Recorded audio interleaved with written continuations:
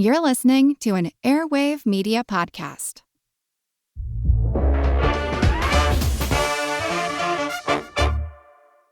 Welcome to the Wild Black Podcast, your safe space for all the moments, the great ones, the bad ones, the unbelievable ones, and the you gotta be kidding me ones. Wild Black brings on a different and dope guest every single week, just to teach you, inspire you, entertain you, and simply make you better. When you need to vent about something or celebrate the amazingness that is us, Wild Black's got your back. Do yourself a favor and ride with us anywhere you listen to podcasts. Now go hit that play button. The Old West is an iconic period of American history. I'm Chris Wimmer. Join me on the Legends of the Old West podcast to hear the true stories of lawmen like Wyatt Earp, Bass Reeves and the Texas Rangers, outlaws like Jesse James and Butch and Sundance, and Native American battles of the Lakota, Comanche, and Apache. We use cinematic storytelling and sound design to bring these stories and many more to life. Subscribe for free on Apple Podcasts, Spotify, or wherever you're listening now. Behind the scenes in Silicon Valley, Reid Hoffman, founder of LinkedIn and partner at Greylock, is a sought-after advisor to heads of companies and heads of state. On each episode of his podcast, Masters of Scale, he sits down with a guest from an all-star list of visionary founders and leaders, digging into the surprising strategies that power their company's growth. Now, in his new book, Masters of Scale, Surprising Truths from the World's Most Successful Entrepreneurs, Hoffman draws on their most riveting and revealing stories, as well as his own experience as a founder and investor, to distill the secrets behind the most extraordinary success stories of our times.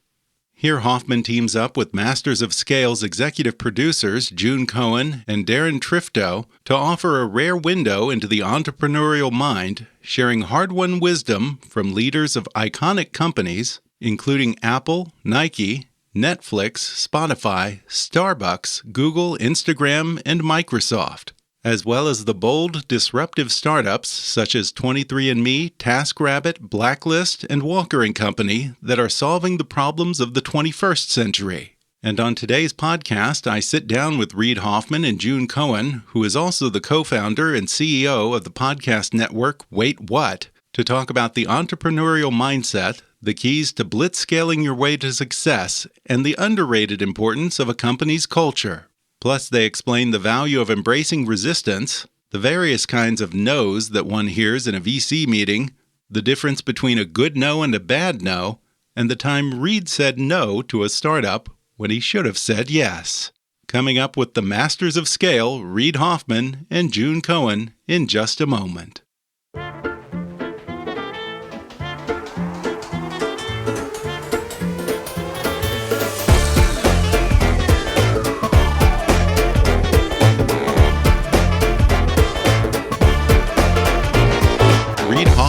Co-founder of LinkedIn, partner at Greylock, and host of Masters of Scale podcast, and June Cohen is the co-founder and CEO of Wait What. They are the co-authors of a new book called Masters of Scale, Surprising Truths from the World's Most Successful Entrepreneurs. Reid Hoffman and June Cohen, welcome to the podcast. Awesome to be here. Oh, great to be here with you, Ben. Yeah, it's great to have you. And as we were just discussing, before we went on mic here, it's always good to talk to fellow podcasters, people who kind of understand what it's like to be in the trenches of podcasting and that kind of thing. The book is a natural extension of your podcast, Masters of Scale. I'm curious, what gave you the idea to take the podcast and turn it into a book? And what is that like, translating an interview show into written text like this? Ben, it's interesting. Masters of Scale is a case of a podcast that from before we launched the podcast, we never thought of it as just a podcast. We actually knew from before we launched our first episode that we wanted to take the entrepreneurial wisdom we would be gathering from Reid and our guests and over time extend it into books, into curriculum, into gatherings of a community. And so we actually had it in mind from even before the very first episode. So I'd start there. Well, I'm curious, is that where you two teamed up? Was it the partnership born out of the podcast, or did you know each other before that? We knew each other before. We may have even met through Stanford connections. I think it was John Lilly.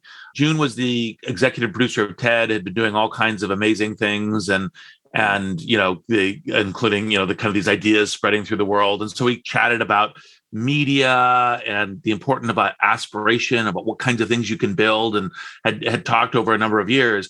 And then I had been doing this course at Stanford on blitzscaling. No, actually, I think this was before. I think you called me before that. Before I got into that, that was actually, I was working on blitzscaling. And then, June called me and said, "Hey, what do you think about a podcast, Masters of Scale?" And I was like, "Podcast? I've heard they're kind of interesting."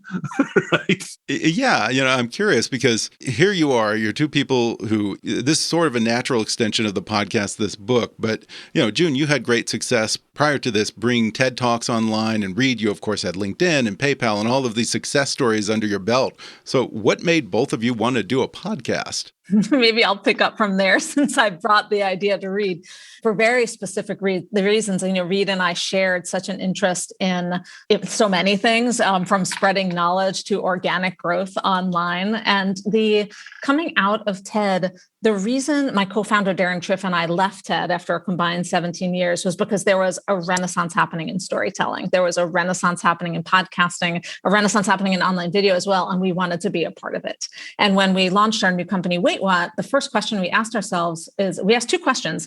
What community would really welcome a podcast? And the first community that came to mind was entrepreneurs, because they are so hungry for wisdom and it matters to them every day. And the second question we asked ourselves independently of that is, who should host a podcast? Not just in business, but generally, who deserves an even bigger platform in the world? Who will people want to spend time with?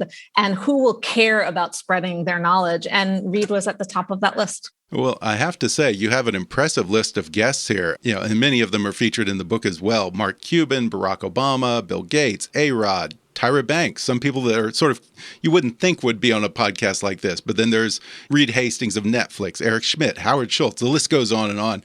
And many of them are prominently featured in the book, as I mentioned. But I wonder, when you sit down with a founder to pick their brain, what are you usually looking for? What do you want to get out of them? Well, the thing that I think is most essential is that when someone has run this path, there are key mindsets, key tools, key insights that they have done in order to be successful. There's so many ways to fail in entrepreneurship and in trying to get to scale, that's the reason why you look for the possible patterns and tools of success that people, everyone in the world can use as possible lessons, possible stories, possible emotional connections. And so you're looking for that thing that is kind of the unique, kind of insight, journey, perspective, lessons, kind of grit from this person. And so you're looking for the magic from them. So it's not like, oh, we're trying to tell the complete story. This is the complete story of Tyra Banks. This is the complete story of Franklin Leonard. This is the complete story of Arianna Huffington. We're not trying to say that. What we're trying to say is, here is a really important thing that this person has learned and developed and is worth everyone knowing. And so it's the magic of them. And I have to say, one thing that I appreciate about both the podcast and the book is you like to dig into the difficult parts, the misfires, the hard-won lessons. I'm curious, do you ever encounter founders who just want to kind of stick to the rehearsed narrative about the company and don't really want to talk about what I guess you and I would probably consider the really good stuff? And how do you drag that out of them?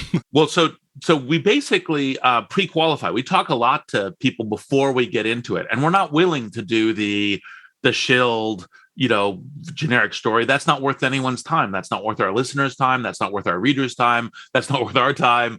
It's no. When you actually get that magic, it's important. And so you talk in advance, and then you establish trust. You establish the fact that what people realize is you're not going to bother having them on the show unless you think that there's magic there that you're trying to share with the people who are listening to you or the people who are reading to you. And actually part of my delight is when, June and crew bring people who, like, I would have never thought of, that become this amazing thing. And like Tyra was one of those. Like, I didn't, supermodel, what do I know? And they're like, oh no, she's amazing. And I'm like, you're right, she's amazing. I learned a whole bunch in the conversation. And so that's what you're looking for. Yeah, I actually love the Tyra Banks interview. And some of the most interesting stories in this book are those female CEOs like Whitney Wolfe Herd, who left Tinder and created Bumble, or Sarah Blakely, the founder of Spanx. or the founder of Rent the Runway. These are women who identify a need that women have that isn't being served by the male-dominated business community. And I kind of love that idea of, the mother of invention is necessity, and often it's one person's, realization of that necessity, and then suddenly that second realization that there are millions and millions of other people who have this need. And the stories of female CEOs were particularly interesting. I'm curious, June, do you have a favorite among those stories? So hard to choose. Let me make one note there, Ben, in that, and I think you may know this, but the inclusion of all these female entrepreneurs as well as entrepreneurs of color wasn't accidental. It's actually a funny story. Reid and I, when we first decided to do the podcast, we sat down and we wrote our aspirational list. Who are the 10 entrepreneurs we want to have in our first season? And then we wrote it down. And then the next day we both came back and we're like, 9 of those 10 are white guys. That's not the show we want to create. Let's not do what everybody else does. And we actually made the commitment up front. I pitched it to Reid gently. I was like, what if we committed to a 50-50 gender balance, to have gender balance in our guests over time? And Reid being Reid, he was like, sure. Which is not a response I've ever gotten in my whole career up until then.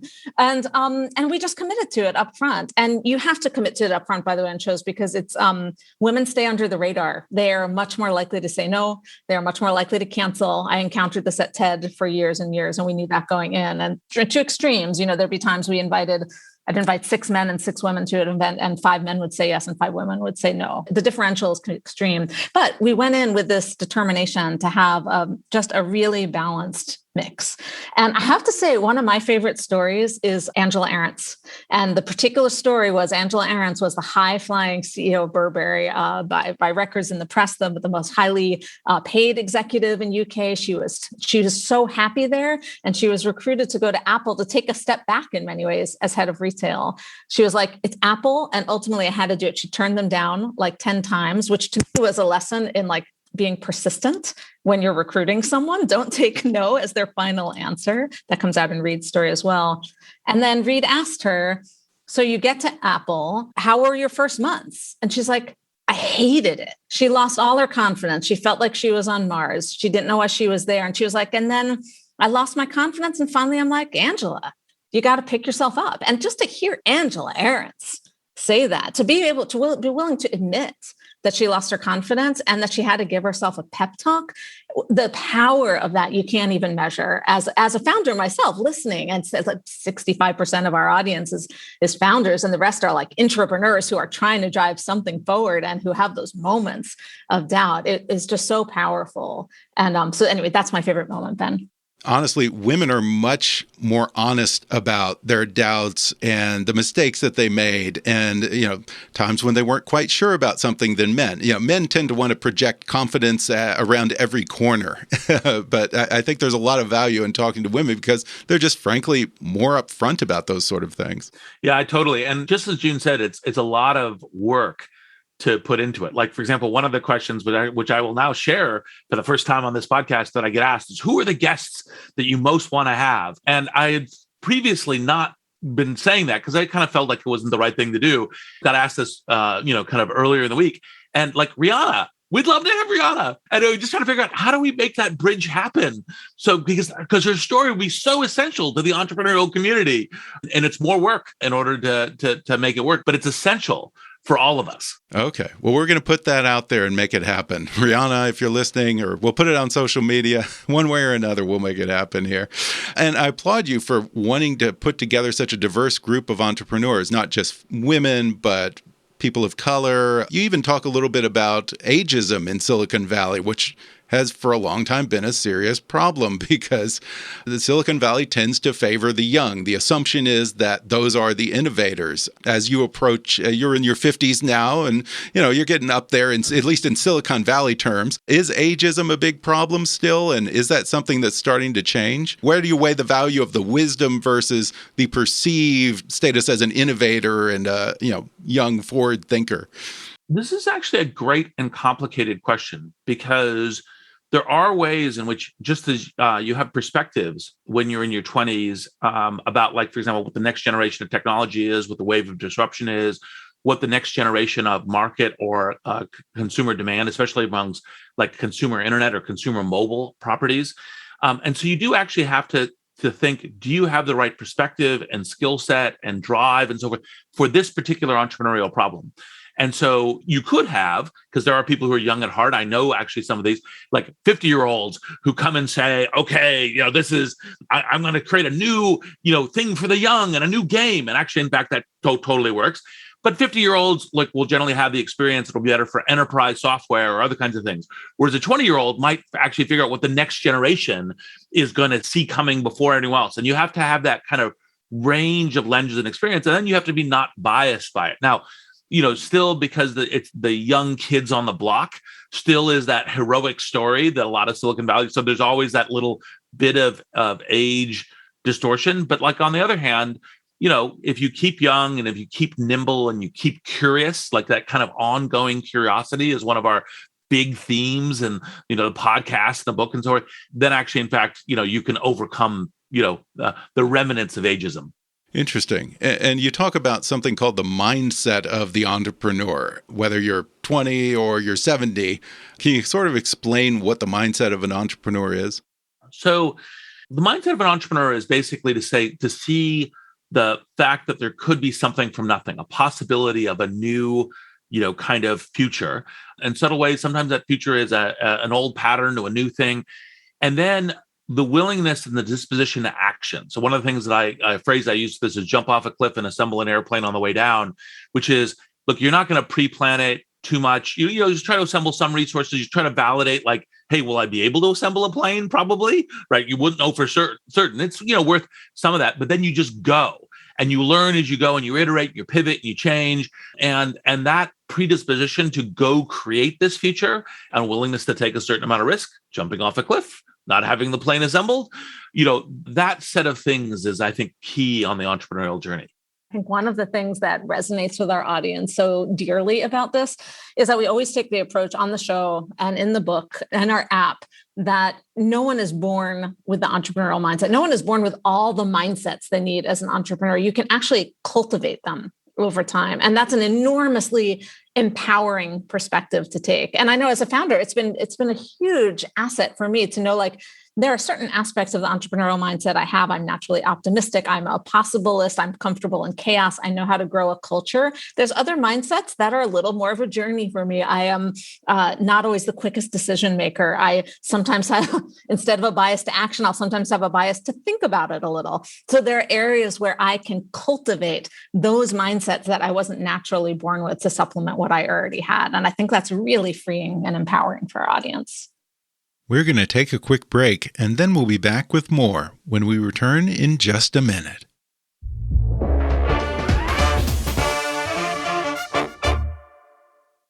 Hey, this is Mark Bittman. You might know me from How to Cook Everything or the New York Times or the Bittman Project.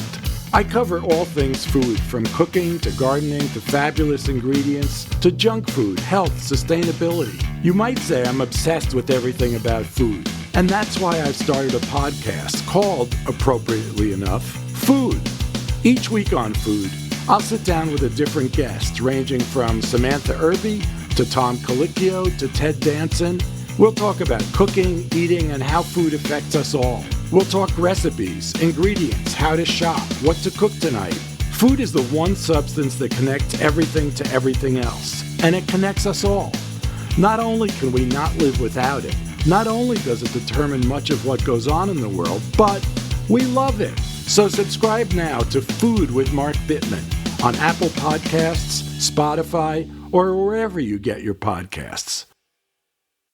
Curious about the nuts and bolts of the stock market? It's not just for finance types anymore. Take it from a couple of regular guys, Dave and Andrew, who taught themselves about investing and teach it all on the Investing for Beginners podcast. Start with their Back to Basics series on episode 43 and use that knowledge to design your better financial future today.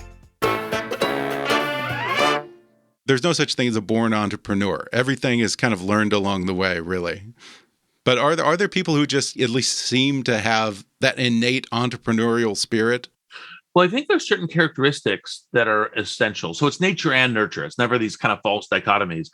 And some of them, for example, is you have to have a certain amount of tolerance for chaos. You have to have a certain amount of tolerance for risk or for failing and playing again. And if you literally have zero tolerance to that, the entrepreneurial path is very, very difficult because it's pioneering, it's venturing into the unknown. And there are unknown unknowns when you go into it.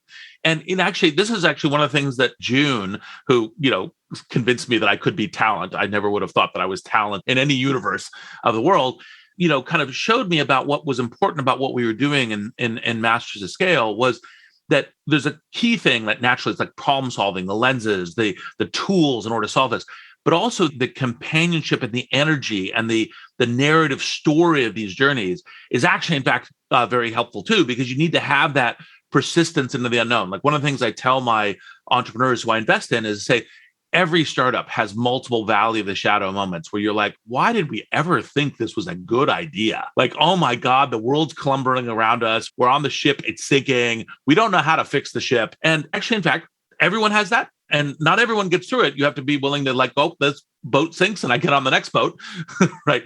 Or I build the next boat. But you can actually fix that. And that emotion and that connection to that journey is actually one of the things I think is really important as well. In talking about all the hurdles along the way, and in many ways you see them as positives because they make you actually think about why you're meeting these resistance, why a customer is responding this way. Some of the advice that you give in here, in some ways may seem counterintuitive to some. For instance, you talk about seeking out resistance as a way of testing your idea, and also the fact that some resistance can be a sign that you're actually on the right path. June, you sort of experienced this when you were first suggesting putting TED Talks online, right? I did. It's one of my favorite stories. So when I joined TED, I was employee 5. TED was just a conference. It was 1,000 people a year went to TED. And when I pitched the idea of bringing TED Talks online as a video series, this is 2005, YouTube had just launched. The video iPod wasn't even out yet. And when I pitched the idea of putting TED Talks online, it was universally seen as a very bad and very small idea. I mean, literally almost nobody thought this was a good idea. And the 3 people who did were promptly pulled onto my team. And when I think back on that, I can think of all the people who said no. No one thought it was a good idea. But what's interesting to me about that is that before I worked on Master Scale, before I heard Reid's ideas on this, I always just interpreted that as my need for resilience. I needed to be resilient to work through the no's and know that it was a good idea. But what I've learned from Reid is that every single no helped me. I actually succeeded because of those no's, because when people told me, no one will listen because the videos are too long. Nobody will listen because people are distracted. It drew a map around every trap I could have fallen into in putting TED Talks online. And so we specifically designed them to work despite all the reasons that people said no. So now I've rewritten my story. I believe TED Talks succeeded because of all the no's I heard. And that's the power of Reid's ideas around listening to every no and knowing how to categorize them and learn from them. Yeah, Reid, you actually talk about the various types of no's in this book. What are the various no's and which are the most desirable for an entrepreneur? What kind of no do you want to hear in a meeting? Well, the funny thing about no is obviously you think entrepreneurs want to hear yes, because like, yes, I'm going to go. Yes, this is a great idea. You're brilliant. This is wonderful. And that's the emotional reaction to Glenn. By the way, of course, like in investing and in hiring and in customers, you do need to get to some yeses. Otherwise, it doesn't work. However, just as June said, the challenge is typically it's kind of the no that it's like, oh, right, I just have to, you don't see it. I just have to be persistent. I have to like pound my head through a wall, at a brick wall in order to make this happen. And by the way, you do have to have grit and persistence. That's, like it's one of the things. So you're listening for why are they saying no? And what you want is ideally people who are engaging with the idea we kind of go through like the squirmy no and all the rest in the book. But you want people who are engaging with the idea who then will give you some thoughtful reason for why they think this is a no. Like in the early days of LinkedIn, well, the first person in LinkedIn, it's a network. It's only valuable because it's a network. First person in, no value. Person by themselves in a network. They invite person 2 in. Person 2 already knows person 1. No value for person 2. That person invites in another person. Well, that's probably irrelevant to person 1 and already known to person 2. No value. So you're like, no one's going to have any value. No one's ever going to invite anybody. Now, once you get that as kind of, and there's different kinds of the ways of listening to no, like sometimes it's like smart people, but you have a good idea. So you understand why you're contrarian and bright. Sometimes it's no, because they're uncomfortable about this. And that no, and it's kind of being uncomfortable about it means that actually, in fact, you might actually be into something huge here because it's kind of a shifted mindset. And you're looking for kind of the substance behind the no's in order to chart, just as June was saying, what the path to possible success is. It's like people say, well, we celebrate failure in Silicon Valley. So no, we don't. We celebrate learning, and fast failing or understanding where the landmines are the ways to possibly get there. Right. And you actually confide in here that not just you, but every VC has a secret list of the no's that should have been a yes, sort of the ones that got away. What's at the top of your list, Reid? Well, it's unfortunately a long list, but I'd say probably the one that felt most personally foolish was Pinterest, because Ben Silberman and Paul Sciarra came in when it was kind of an angel round to my office at LinkedIn, and they pitched it. And I was like, I don't see this kind of collection mechanism as a new form of writing, a new media object. And I just didn't see it. And they were right, and I was wrong. And normally I don't miss new media objects, right? It's an atypical miss, and it felt really like, no. So funny. Hey, Reid, I'd love to build on that with almost like a bookend story, which is that speaks so clearly like, oh, you missed it. It was like the same pattern, but somehow you missed it. One of the things that you've also brought out, and it's like a whole chapter in the book called Learn to Unlearn, that another challenge that people fall into is that we pattern too greatly after our successes. So we succeed at something and we're like, I'm brilliant. This idea was correct and it will always be correct. It's funny, I guess I'm referencing back to TED again, but at TED, I had launched TED Talks with a team. I launched the TED Open Translation Project, which spread to 120 languages and something like 40,000 translations around the world. We launched TEDx, which is so all of these successes with open models, Creative Commons talks, open translation, open event model. And then I went on to launch an open TV project. I was like, all of these TV broadcasters want to run TV. I'm going to launch this and it will be brilliant. Complete failure. It didn't work at all in that model. We launched an open API project. Didn't work at all. It's really interesting for me to look back now and realize like you have to also pattern really quickly of like learn, but then be really aware when it doesn't work anymore and then unlearn and learn a new pattern going forward. And that's not intuitive. That's another like really counterintuitive insight for entrepreneurs and anyone building anything. Just to build on that, because one of the key things about scale is the lesson of what got you here won't necessarily get you there. And so the learn and unlearn sometimes isn't just is this a good idea or not? Am I in the right path to product market fit? But to scale product market fit and how you're doing it, either in how you're operating or what the product is or what the business model is, you actually, in fact, are doing that unlearning and relearning on the path to scale with the same idea. And talking about learning and what you call, doing things that don't directly lead to scale, but set the stage for scale. And also someone who initially received a lot of no's, including from some partners of yours at Greylock. Brian Chesky of Airbnb is a great example of this. Talk about kind of how he did his homework and really went through sort of a learning process before he was able to scale up. What did he do? Yeah. So there's a reason we started the very first episode of Masters of Scale with Brian Chesky and Handcrafted, because it was the atypical pattern to Silicon Valley, which is, generally looking for people who were started coding before they were 12. Design was never in the roadmap. You tend to think it's either engineers or product or salespeople, not design people, a whole stack of kind of contrarian things, which is one of the reasons why Brian actually had a long path to kind of raising money and making it successful. But part of what he did is bring the design mindset. And that design mindset is something that, part of the reason we opened it is actually useful to all entrepreneurial and the way to think about. And it wasn't just like people normally think, design of the website. It was like, no, design of the experience. And to think about like kind of opening with what does 11 out of 10 star design look like? What would be the, oh my God, this is amazing. And then kind of work back. And by the way, you'd handcraft and do some things. You said, well, this could get us to 9, but we can't quite do it on a scale version, but maybe we can do this version of it, which is an 8 and still really amazing. And so that kind of design process, which, he borrows from Disney storyboarding and other kinds of design processes in order to get that right, And we're like, okay, this is important for everyone. And by the way, it was one of the reason we opened it. It was something I didn't have in my repertoire before I started working with Brian as kind of leading the Series A in Airbnb. But it was like, okay, this is the one to start with. Interesting. It is a fascinating story. You talk about how he and his partners would say, we're going to send over a professional photographer to take pictures of your apartment. It would be the two of them, and how they had binders and binders of notes from Airbnb hosts and guests that they just collected as they started perfecting what they were going to do there. Exactly. And that design, because what they did is they brought a design mindset, and then we're asking the folks, and sometimes they would reveal they were the founders, and the host would go, why are you here?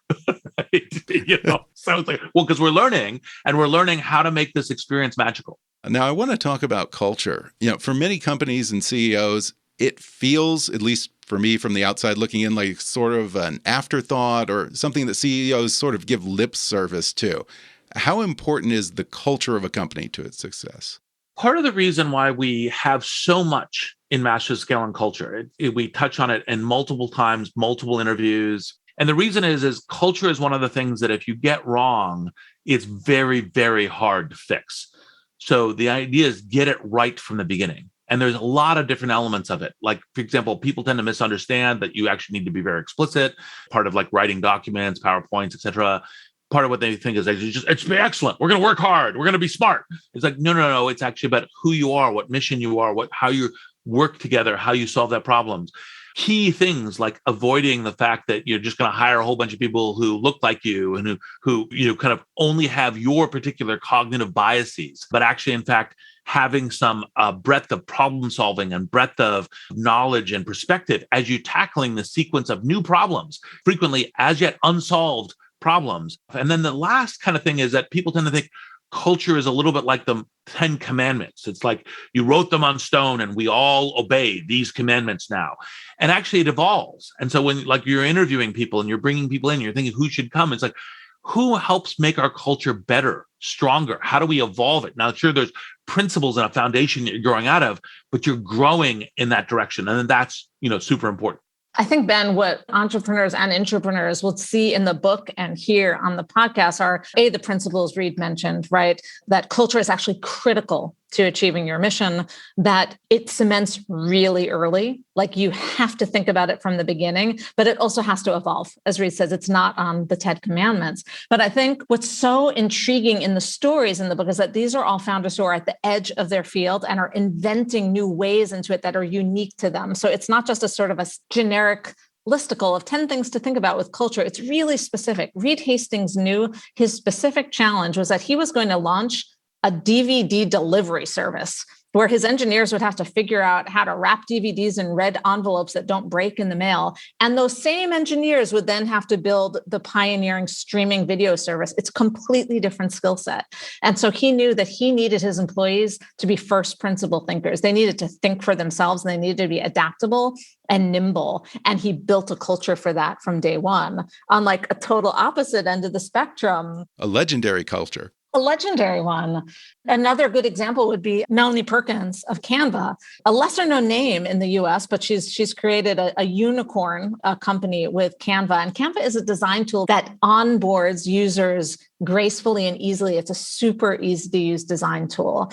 And to have that kind of empathy with your users where you are really anticipating their needs, she designed a culture that did that for their employees. So it is built into the DNA of their company that they're constantly thinking holistically about their customers and their users' experiences. And that also was from day one. So as a founder myself, listening to this and reading it, I don't think, I need first principle thinkers or I need to onboard. I think, what is my mission and how do I attach it to my culture? Well, let me ask you this, June. Do you think that more CEOs are putting culture front and center in the wake of Me Too and the backlash against broism in Silicon Valley and toxic work environments? Yeah, I think both culture and diversity in all of its elements. And they're related, but distinct in really interesting ways. And I think that increasingly, I think that 5 years ago, it was not widely known or accepted that either culture or diversity were critical, not just to a company's PR record, but actually their financial record, their ability to succeed.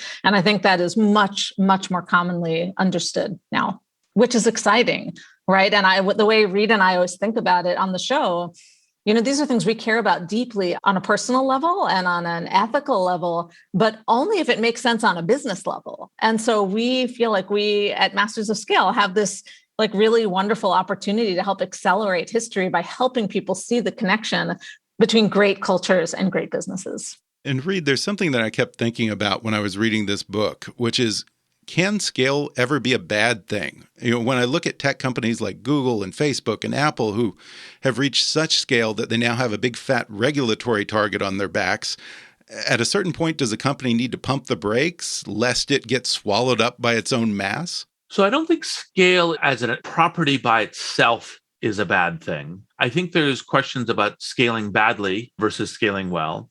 And I think there is if you're doing something like the what got you here won't get you there, you may need to change your game some, and you may need to learn all of that. But there's a lot of part of the reason why the frequent entrepreneurial goal is to get to scale is that's the lever by which you have hopefully the most amazing positive impact on the world, right? So for example, you go to Google, you say, well, let's try to make all the world's information available to everybody and make that level of knowledge and education and learning and finding the right kind of thing available everywhere. And that's, by the way, you say, well, that would be great for 7 billion people on the planet. There's no scale limiter to that kind of mission. And most entrepreneurs have a mission that's somewhat like that. It's kind of the question of actually, in fact, there is a good that I'm really going for. Now, as you begin to get to scale, and this is one of the things I think and technology becomes the infrastructure, you're beginning to learn okay, well, not only the individual my customer, but society is my customer. And how do I play within that? And what are the things that I need to do, given that I am now creating, kind of like these internet and technology companies are larger than a lot of countries, right? In terms of the population and what does that kind of governance look like? And by the way, we're all learning this together. And I don't think the answer is, well, every single, technology company should have a smaller number of customers than a country. It's actually beneficial to have communication systems that everyone's on. It's beneficial to have information systems that everyone can use to find. And it's benefit to have the world connected in various ways. And that's all very good. It's just kind of the question of, well, now we're at this level of scale, what additional things should be put in to have it be healthy for the individuals and society? And then what's the sorts of decisioning that gets there, which is messy, because by the way, when you look at, kind of governments and you go, well, should they be designing it? Well, frequently those folks, if you look at clearly we should be doing infrastructure stuff to help the country. And yet in partisan fighting, the infrastructure stuff isn't happening and with the cleanliness it should be. And that's because the government making stuff happen is a complicated political process. So how you sort that out is challenging. Yeah, and I should point out that you talk about scale not just with CEOs, but with other people like politicians and nonprofits, and you talk about the importance of scale in addressing other big issues, not just business, but social issues, climate change. This book is not just for entrepreneurs in the traditional sense. You're applying it much more broadly here. So anyone can get some benefit from this. And interestingly, you suggest that part of why you did a book like this is that you hope that people will actually read it collectively. I'll ask both of you this. Why? I mean, aside from selling more books, what do you think companies and teams can derive from the collective experience of reading Masters of Scale? There are a couple of things, and one of them is that we know that there are different modes. There are different things that really help people learn, right? First of all, some people are really audio learners and they're really drawn to podcasting. Many people aren't. Many people are actually really visual learners and are more drawn toward the book. We know that for most people, learning, and when I say learning, it's not just learning, school learning, but behavior change, habit change, mindset change happens in groups, that we learn from not just taking in information that we're pulling in, but from how we each interpret it. And when you get a group of people together who work together, who are sharing their insights, they will learn as much from each other as they do from the material they're taking in. So that's why we hope with everything. We actually know there are groups and companies that already do this with the podcast. We know there are groups who do that with the app. The book is actually an even more natural form for many people because book clubs have existed for so many years. So we hope that this becomes a communal experience because that's where the learning happens, both between people and people who turn it into action. You don't think your way into a new way of acting, you act your way into a new way of thinking. Just to add to that, the thing that books bring that also helps the group is that a podcast is very structurally a linear format. And so that's great for, you're on your drive, you're on your run, you're, kind of washing dishes or cooking and so forth, and you have that kind of thing. But a group environment is like, well, actually, this thing on page 6 or this thing on page 83, I thought was really interesting. And so being able to move back and forth between it in this kind of, non-linear format actually, in fact, is more amenable to, hey, we're talking about this together. That's why you have book clubs, and they kind of sit down and say, well, we all read this book and we're now talking about it as going. And obviously, given that these projects and scales always require large teams, so talking about it with your team, whether your team is, a nonprofit, your team is government, your team is a corporation, your team is a startup, all of those things. And that's part of the facilitating the learning of entrepreneurship and the learning of the how you get to scale is kind of the key thing.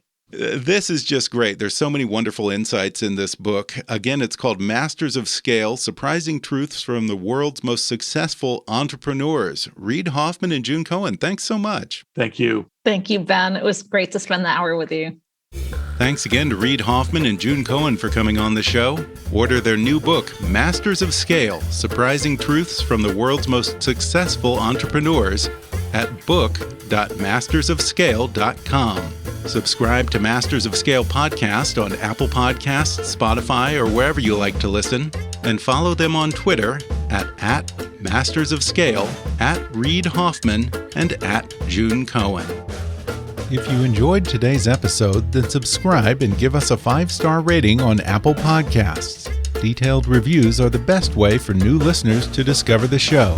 Follow us on Facebook at KickassNewsPod and email me with your comments, questions, and suggestions at comments@kickassnews.com. Kickass News is a part of the Airwave Media Podcast Network. Visit airwavemedia.com and check out some of our other shows like Food with Mark Bittman, Movie Therapy, Investing for Beginners, My History Can Beat Up Your Politics, and many others. For now, though, I'm Ben Mathis, and thanks for listening to Kick-Ass News.